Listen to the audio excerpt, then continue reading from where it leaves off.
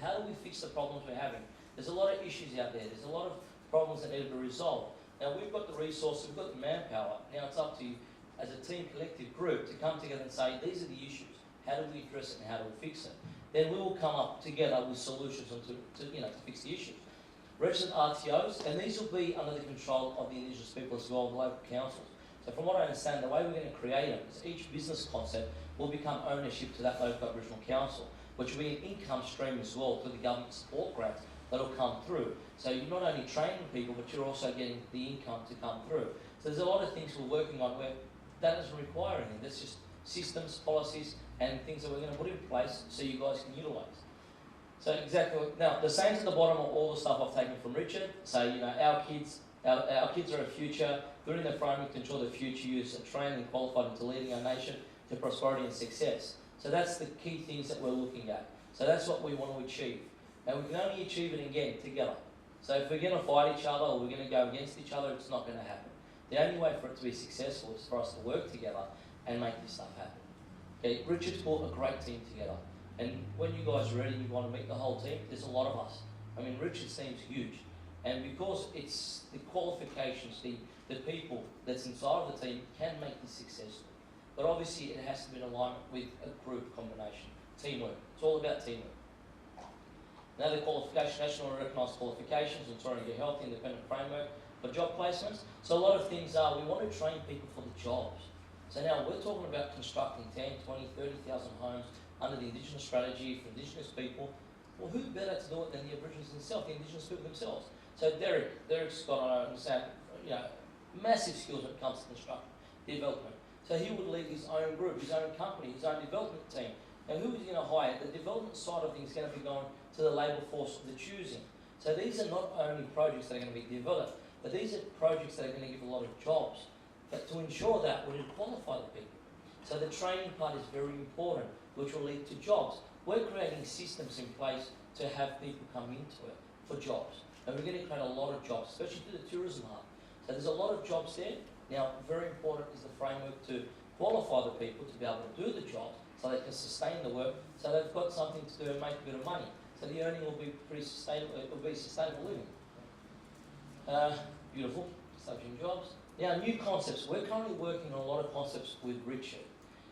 Richard gave us the idea of new modular systems where they don't have too much implication or damage the land. So this is stuff we're creating to utilise the land strengths. So even with solar, wind turbines, they're powered by the land. They're constructed with a very lightweight material, which is very durable. It's a magnesium composite panel. But what's so sufficient, what's so good about these things, they're very light, they're very strong, they're durable, they can be moved, they don't damage the environment, they can be placed anywhere. You've got stuff that we can place in water, stuff in swamps. So the way that we've got, and these are all actual concepts that are being developed. We're working with a group called AG Tiggins. Now, this is a very large group when it comes to modular systems. We're working very close to them to establish the new concepts. Each concept is designed specifically for the need of the Indigenous people. So it's all up to, again, it's a group thing. We've got the contacts, we've got the processes. All we need to know is what the required product is, and we can create it. Nick spoke about the marketplace, the Middle East marketplace. Yes, we are working on bringing a trade centre. Now, it is going to be a major scale marketplace, but what our main focus is not the actual marketplace in essence. It's bringing the trade from the Indigenous people, so the farming. We want to have a place for all the product that can be grown, that can be produced, that can be brought to be sold. So we're actually looking at strategies not to utilise what's currently now in Australia, but to create new concepts, new principles, like the market, like the play, and we've got the investors to back these projects up. So this is not only for a local market, so not only will we take what can be grown locally, but we've also got the importers, or the exporters should I say, to export the product. So once we establish these in principle, we then work with farmers, we work with Indigenous landowners to produce product, which is, again, income. So these are really quick things to develop. And it's all about bringing an income and the use of land, using the natural resources of the land that's available. So what are the current projects we're working on? Now, I don't know if you guys have heard the major theme parks. We've spoken about the marketplace, the trade centres. They're almost established. We've got the concept. We've got the joint venture agreements actually gone out there. We're basically waiting for final signatures for them, so they are going to happen. So they will happen. There's no doubt that they are going to happen. They're a great concept. It is going to take time. There's a really large project. But we've also got major theme parks. We're working on multiple avenues of theme parks. We've got a JV being organised with Evergreen Bank. What it is, it's for a Disneyland-style theme park down in Port Kembla. Now, this will be signed off very shortly. This is going to happen. This is not, when they say it's a fairy tale ending, no, this is reality. We have the investors, international investors, on a major scale. These guys are really big. We can bring them in to develop what you guys want. We got asked for a theme park. We're going to give them a Disneyland-style theme park. We're also looking at moving another theme park into the west. So we've got another investor who wants to produce another theme park, and these are joint ventures, by the way, guys. So another theme park to establish down in the west. Procedure states, all of the lands, although are deemed E2 low quality when it comes to zoning, have very large capability, or have a stream of being able to be rezoned for prestigious state. A lot of it is on golf courses, a lot of it is on prime land, on parks. So there's a lot of things that we'll be looking at. Is instead of just saying, okay, this land is just a vacant block of land, we were looking to rezone it, to use that land, rezone it to be something where it's going to be beneficial for everyone in the end, the outcome. So it's procedure states. Pipeline to drought-stricken areas. We'll talk about that in about 5 minutes when the presentation comes. That's one of the biggest things we're working on. This is going to take a long time, but it's something that's in the pipeline. And once we go over it, it's incredible. It's going to reshape the face of Australia. It's huge. Self-powered remote areas. Now, Richard spoke to me about areas where, the diesel areas where they're running on diesel generators. Now, we've got the cash flow, we've got the money now to generate and build these solar panel, solar farms to actually run the diesel areas or the remote areas which are currently running diesel. The money we'll go over in a sec. I'll show you Grossman with the plan that we've got. The payback plan is incredible. It's fantastic. We'll go over it when time comes, but it is a strategy. Solar's ready, the power's ready, the company's ready to develop. We just need to put the principles in place to get the right approvals and start developing. So the solar panels. Now this is where we're talking about, and this is why the ads is over here. So the engineers, the ads are here as a representative from Grossman. There's also a representative from MHC Group, which is one of Grossman works within that group. What they have committed to, and this is incredible. I don't think any time in the history of Australia a group is committed to do something on this scale. $1 billion development strategy. It's talking about $1 billion development strategy. What does that mean? Yes, at the end of the day, it is a joint venture, and yes, we're going to bring money through for both parties, and they will make the money. But they're willing to commence the projects out of their money. They're willing to utilise the land as a JV. They don't want the land. The land stays your land. They're not taking anything. They're developing the concept. They're paying for the concept. They're building it. They're giving you guys electricity. They're giving you guys power. And not only that, after years to come, you own it all. It's all yours. So the strategy is incredible. We've got $1 billion allocated. It's self-funded, by the way. So these guys are going to come in. They'll start. We're going to work with ARENA and other sources of government funding to basically do a payback strategy for the solar. But what does it mean to you guys? You guys choose a land which is appropriate for solar. We can build it. We can build it. I mean, if you guys came next week and said, we've got this land, we know our land, the sun is there a lot, this is the land we want to utilise, fantastic. We do the paperwork. Crossman comes in, builds it. There's no tender, there's no process, it's just pass on to them. We send them an email, say, guys, we're ready, this is it, can you come in and start the project? Now, I don't think that's ever happened in the history of Australia. Okay, it is huge. Do you want to go to the next page? That's the letter. So just so proof so you guys can actually see the letter. Advantage Property Experts, one of the groups within our groups. So once you look at United First People Syndication, Advantage Property Experts, so that's one of the syndication groups. Direct payment up to $1 billion. So if we keep there, we've got upon negotiation, direct payment method up to €1 billion. As well, it's euro, not Australian dollar.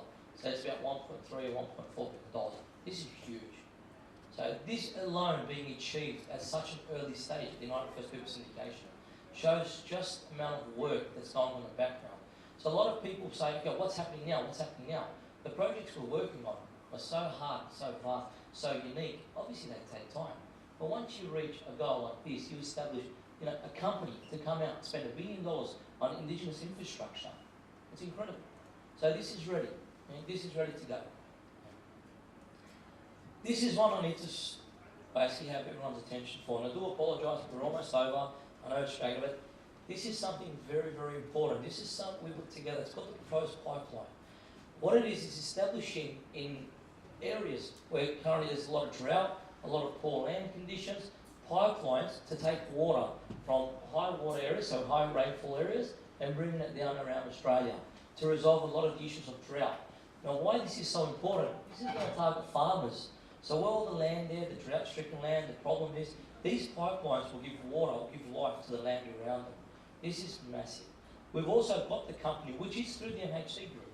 So these groups specialise in pipelines, they specialise in solar, and this is a solar-powered pipeline. So not only is it going to generate power while it's coming down. Should we agree that Arabs know something about deserts? 100%. And this is why we're using the MHC group. So when it comes to desert, the truth is, when it comes to desert, it's the Arabs. Okay, there's no use. And we've already done it. We've already developed the concepts. We know how to change the desert to greenery. Go to Dubai, go to Qatar, go around. These guys are the best. I mean, the MHC group is incredible. They are one of the biggest groups worldwide, and hence why we chose. We work with them a lot, and hence why we chose to go with the MHC group on these projects. And also, they're going to self-finance the start of these projects, and then we're going to work with the government, obviously, to bring in the Australian up to develop these things. But this can only happen as a joint enterprise program or group. I mean, look how much land there is. This needs to be developed. This is not only one local Aboriginal council. This is not only one First People group. This is about working together to get these things achieved. What does this actually mean in terms of not only reshaping the scale of the Australian country, the country itself? It's going to be solar power. It's also going to generate solar power. So at the same time, it's going to bring a steady income. It's going to bring income water stream, power stream. We're going to run a lot of the utilities at the same time underneath the land. So all this land that's absolutely now at the moment cannot be utilised. It's going to become good source land, good land. So this is a really big project. The theme park, entertainment hubs, so ever-growing bank. We've got that. That's about to happen. We're just waiting for final signatures for this. So this is for Windham, if anyone knows the area. So this is another one. And again, this is gone through the indigenous lands through a joint venture agreement. So this is huge as well. The income that this will bring and the jobs, not only the income, the jobs that this will bring will be enormous. So the projects that we're working on, although they seem really large and they do take time to come through, I mean, they are achievable. But the only way they are achievable is by working together. Again, just a bit of photo from the entertainment centre, the Evergreen Bay. This is what I was talking about, prestigious states. So we're trying to, blend in, not removing all the trees, not really, cutting it all down and blanking, still using what we require, having the green there, but also using the states, having this, look, it's a fantastic idea, integrating new development with nature. Now, at the end of the day, if we're going to develop something, trees have to be removed. But this is a solution for a prestigious state, looks great, works well, it brings very good income to you. Imagine this area vacant block of land. Now you've got 30, 40 houses in there, all of them being rented out. Think about the rental stream. Don't worry about renting out. Living in that area, having them designed to how you guys want it, what you guys are after. This is all in your hand, and the only way it can happen, again, is by working together. With the United First People Syndication, I thought it would be a good idea just to explain just how many divisions are a part of it, because there's a lot of areas that we work in. Now you've got the strategic development, which you've got the grant division, legal division, title claims, indigenous advancements, audit division, and the general services, which is your IT and your admin. Then you've got on the planning and admin side, so it's basically your admin, your planning development, your safety division, and your HR divisions. So this is just a broad, so you guys understand the scope of the United First People Syndication. It's not just a few people coming together. This is a really large company which is being developed really well by Richard. The people he's chosen are incredible. The way he's put the departments together are incredible. Property market development, property market development and investments. So this is where I normally look after. So your marketing, your new concept, construction management. So this is all, again, another concept. Business production services, your agriculture, your business planning, your business concept, commercial services and project management. So there's a lot of things that we look after. It's not just about land, it's not just about construction. Now, international liaison and networking, we've got the Middle East and we've got the international. So we've got the Asian correspondents, which actually Ruben, who is the Asian correspondent, would be here today, but is actually in China at the moment. We're trying to work on modular systems, and it's currently they're doing a few deals for us in modular principles. Our board, who you've actually met, he's one of the guys from Middle East Correspondence. He's actually in charge of the Middle East Correspondence team. So he looks after all the international guys from Dubai, Qatar, Bahrain, and all the other Arab countries around. And then you've got the account management department, which is your finance and your accounting. Now, obviously, we've got national network correspondents. So we've got in other countries, especially now in Dubai, we'll have one in China. So we've got areas where we've got groups in other areas that work directly with us. So they work with us, whatever we need, they achieve. So they contact the investors for us, they bring them in. So it's a pretty good framework. It is. I mean, if you've got any questions about it, ask away. It is a pretty good framework. Now, that's the end of this presentation. I think we should have a bit of a break before we get to the tourism side. Yeah, we're down. Just have a 5-minute break. Someone wants to have a smoke or see outside, and then we'll come back. We'll just go over tourism, and then we'll have something to eat, and we'll wrap it all up. Thank you very much.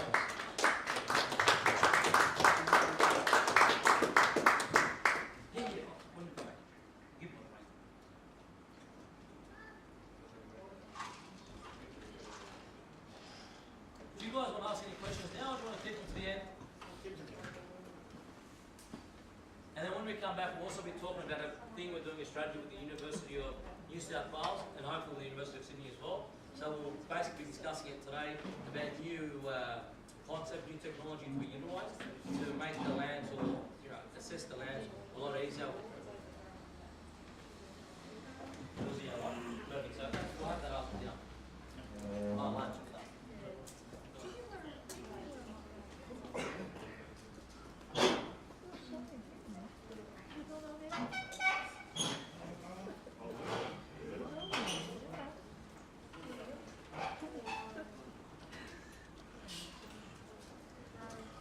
Any questions?